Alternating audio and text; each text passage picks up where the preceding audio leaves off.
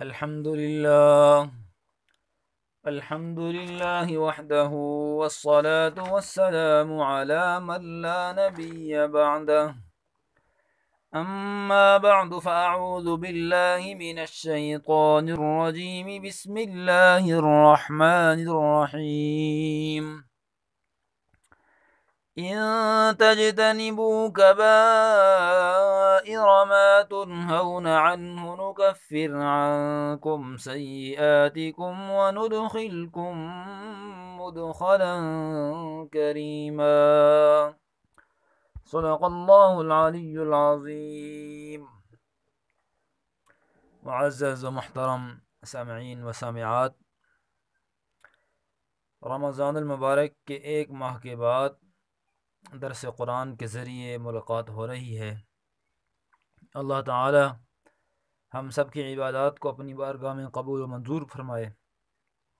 تراویح کو، روزوں کو، اعتکاف کو، سب عبادات کو اپنی بارگاہ میں شرف قبولیت عطا فرمائے. اور اگر اس میں کوئی کمی کوتاہی ہو گئی تو اللہ تعالیٰ اس کو معاف فرمائے، اس کی تلافی فرمائے.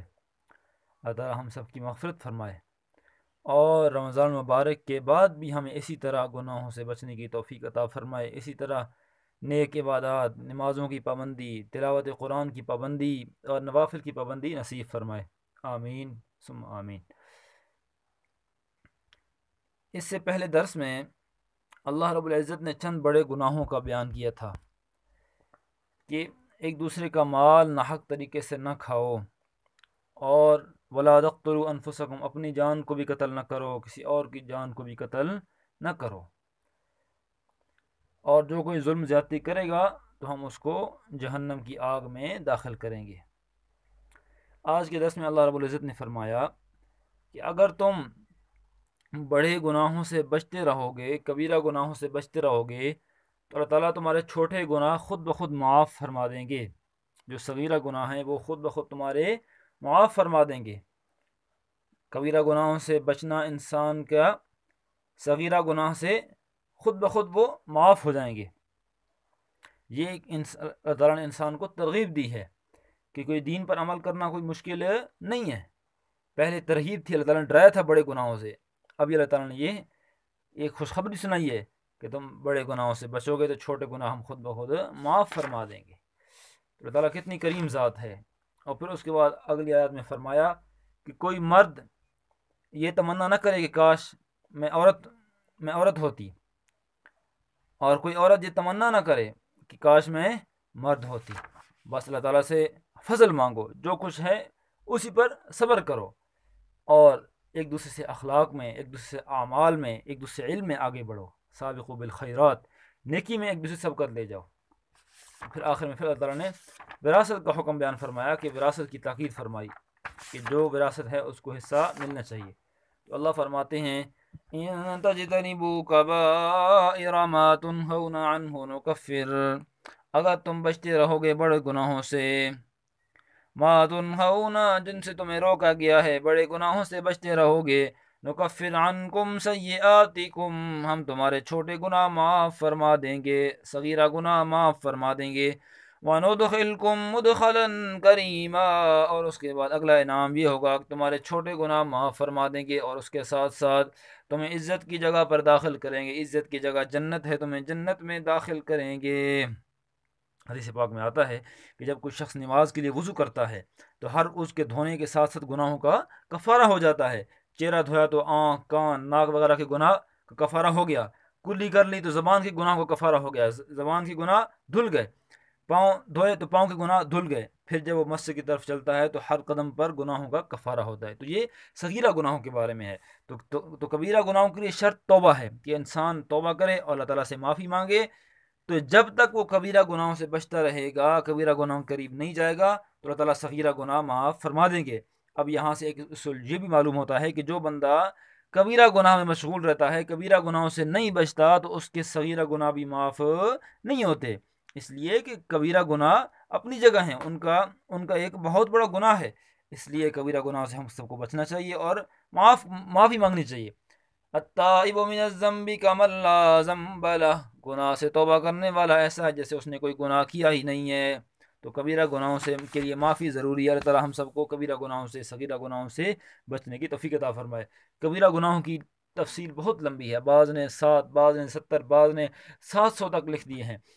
تو ویسے تو دیکھا جائے تو گناہ ہے، چاہے چھوٹا ہو بڑا ہو، اللہ تعالیٰ کی نافرمانی وہ کبیرہ ہے۔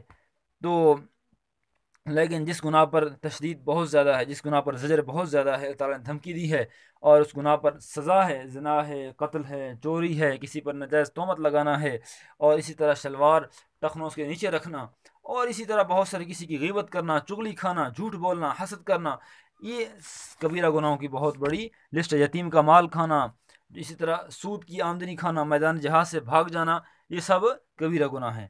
تو ان سب سے بچنا چاہیے۔ اسی طرح والدین کے ساتھ جو ہے نافرمانی، والدین کے ساتھ اچھا سلوک نہ کرنا، بدسلوکی کرنا، رشتہ داروں سے بلا وجہ قطع تعلقی کرنا، صلہ رحمی کو توڑنا، اور رشتہ داروں کا بائیکاٹ کرنا، احسان جتلانا، تو یہ سب چیز سب جو ہے نا کبیرہ گناہ ہے۔ شرک سب سے بڑا کبیرہ گناہ ہے۔ ان الشرک لظلم عظیم، بہت بڑا کبیرہ گناہ ہے شرک، تو ہم سب کو ان سے بچنا چاہیے۔ آگے فرما دیا وَلَا تَتَمَنَّوْا مَا فَضَّلَ اللَّهُ بِهِ بَعْضَكُمْ عَلَى بَعْضٍ، اور کوئی تمنا نہ کرے، کوئی اس کی خواہش ظاہر نہ کرے، ما فضل اللہ بِهِ، اس چیز میں جس میں اللہ نے بڑائی دی ہے، جس میں اللہ نے فضیلت دی ہے، بعضکم علی بعض، بعض کو بعض پر فضیلت دی ہے، بعض کو بعض پر فضیلت دے دی ہے۔ للرجال نصیب مما اکتسبوا، مردوں کے لیے وہی حصہ جو وہ کمائیں گے، وللنساء نصیب مما اکتسبن، اور عورتوں کے لیے وہی حصہ جو وہ کمائیں گی۔ حدیث پاک میں آتا ہے کہ ایک مرتبہ ام سلمہ رضی اللہ تعالی عنہ، انہوں نے حضور صلی اللہ علیہ وسلم سے یہ خواہش ظاہر کی کہ کاش اگر ہم مرد ہوتی تو ہم میدان جہاد میں جاتی، مردوں کی طرح ہمیں فضیلت حاصل ہوتی، مردوں کی طرح ہمیں ثواب ملتا، اسی طرح ہم مسجد میں جماعت میں شریک ہوتی، اسی طرح وراثت میں ہمیں جس طرح مردوں کو 2 ملتا ہے، 2 حصے ملتے ہیں، ہمیں بھی 2 ڈبل حصہ ملتا۔ تو اس کے بعد اللہ رب العزت نے یہ آیات نازل فرمائی۔ اسی طرح اور عورتوں نے بھی خواہش ظاہر کی تھی، تو اس کے بعد اللہ نے فرمایا کہ کوئی عورت یہ تمنا نہ کرے، اس چیز میں کوئی تمنا نہ کرے کہ اللہ تعالیٰ نے فضیلت دے دی ہے، جب اللہ نے فضیلت دے دی تو اب اس میں کوئی تمنا نہ کریں، اب جب عورت ہیں تو اسی عورت ہونے پر اللہ کا شکر ادا کریں، اور جو علمی چیزیں ہیں، عملی چیزیں ہیں، اخلاقی چیزیں ہیں، ان میں ایک دوسرے سے آگے بڑھیں، نیکیوں میں آگے بڑھیں۔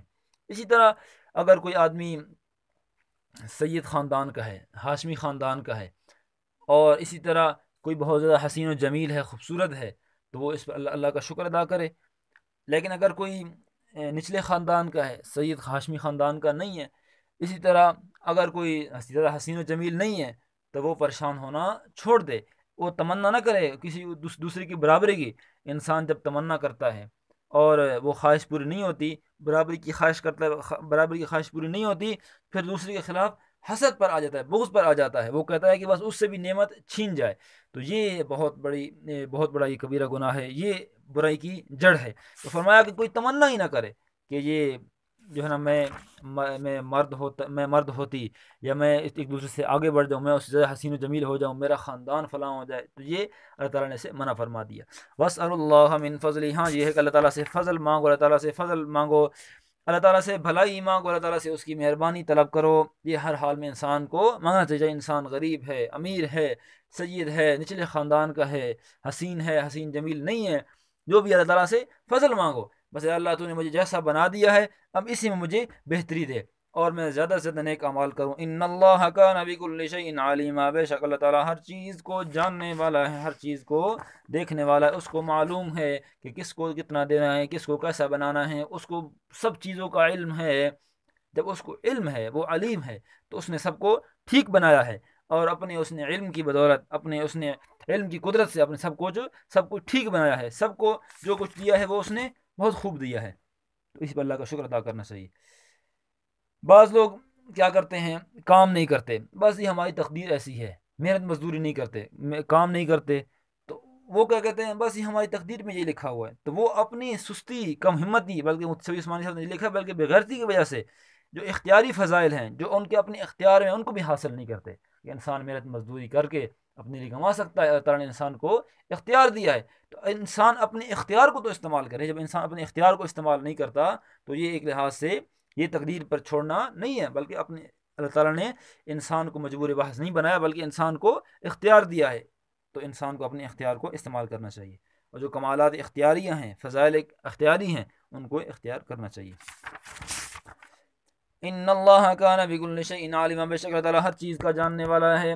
وَلِكُلٍّ جَعَلْنَا مَوَالِيَ، اور ہم نے مقرر کر دیے وارث، ہر ایک کے لیے ہم نے وارث مقرر کر دیے ہیں، یعنی جو فوت ہوتا ہے، فوت ہونے کے بعد اس کے وارث اللہ نے مقرر فرما دیے، جن کا تفصیلی بیان ہم پڑھ چکے ہیں چوتھے پارے میں۔ مما ترک الوالدان والاقربون، اس میں سے، اس مال سے کہ چھوڑ جائیں جو اس کے والدین چھوڑ جائیں، تو پیچھے جو اولاد ہے، جو ورثاء ہیں، ان کو وہ مال ملے گا ترکے میں سے۔ والاقربون، قریبی رشتہ دار چھوڑ جائیں جو مال، وہ ان کے ورثاء کو مل جائے گا۔ اللہ تعالیٰ نے سب کچھ مقرر کر دیا ہے۔ جو اللہ تعالیٰ نے والدین کے ورثاء ہیں، قریبی رشتہ داروں کے جو ورثاء ہیں، وہ اللہ نے مقرر فرما دیے۔ والذین عقدت ایمانکم، وہ لوگ جن سے تمہارا عہد ہو چکا ہے، پکا عہد ہو چکا ہے، عقد یمین ہو چکا ہے، فآتوہم نصیبہم، ان کو بھی ان کا حصہ دے دو۔ یہ شروع میں، یہ وراثت کے احکام کے شروع میں یہ ہوتا تھا کہ کوئی مرد کسی سے، اپنے کسی دوست سے عقد موالات کر لیتا تھا۔ عقد موالات کیا ہوتا تھا کہ کہتا ہے کہ ہمارے آپس میں معاملات برابر ہیں، ہم میں سے جو بھی فوت ہوگا تو اس کا وراثت میں سے حصہ ملے گا۔ دیکھتے ہیں کہ ساری میراث، بلکہ اس میں سے اس کا چھٹا حصہ ہوتا تھا، ساری میراث نہیں بلکہ اس کا چھٹا حصہ ہوتا تھا، اور جب وہ اب دو دوستوں میں سے کوئی ایک فوت ہو جاتا تو اس کو اپنے دوست کا چھٹا حصہ مل جاتا تھا۔ تو اللہ نے فرمایا کہ ان کو ساری میراث دو، جو ان کا حصہ ہے وہی دو، چھٹا حصہ۔ تو لیکن اب یہ آیت منسوخ ہو گئی ہے، جو وہ الارحام بعضهم اولی بعض نازل ہوئی، جس میں فرمایا کہ جو قریبی رشتہ دار ہیں وہ بعض سے اولا ہیں۔ جب قریبی رشتہ دار بعض سے اولا ہیں تو اب یہ عقد موالات، جو عقد یمین ہوتا تھا، یہ ختم ہو گیا ہے، اب صرف ورثاء ہی وارث ہیں۔ ہاں، اگر کوئی مرد وصیت کر دے کسی اجنبی کے لیے تو وہ تہائی مال سے وصیت نافذ ہوتی ہے۔ فآتوہم نصیبہم، ان کو حصہ دے دو۔ ان اللہ کان علی کل شیء شہیدا، بے شک اللہ تعالیٰ ہر چیز کا گواہ ہے، وہ ہر چیز کو دیکھنے والا ہے کہ تم کس کو حصہ دیتے ہو، کس کو حصہ نہیں دیتے، کس کو کتنا حصہ دیتے ہو، کس کو کتنا حصہ نہیں دیتے، کون دے گا کون نہیں دے گا، یہ سب کو اللہ تعالیٰ دیکھ رہا ہے۔ تو اللہ تعالیٰ سے دعا ہے کہ اللہ تعالیٰ ہم سب کو زیادہ سے زیادہ نیک اعمال کرنے کی توفیق عطا فرمائے، اور جو وراثت ہے اس کو صحیح طور پر تقسیم کرنے کی توفیق عطا فرمائے۔ وآخر دعوانا ان الحمد للہ رب العالمین۔